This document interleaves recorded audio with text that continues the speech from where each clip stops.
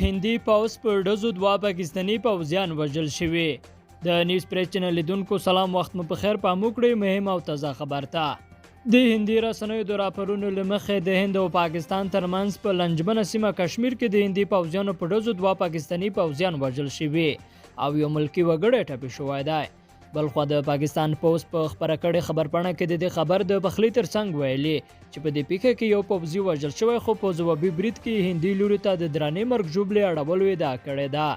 پاکستاني پوز هند له ورباندې په سرغړونه تورن کړی دی، خو هندي پوز بیا ویلي چې دوی د پاکستاني پوز هغه پوسټا په نښه کړې له کومې څخه چې د دوی پر لور ډزې شوې وې. بلخوا پاکستان د هندوانو پر مابید د برید او راچولو په تړاو 14 کسان نیولي. پاکستاني چارواکي وایي د هندوانو پر یوه مابید د برید او راچولو په تړاو 14 کسان نیولي دي.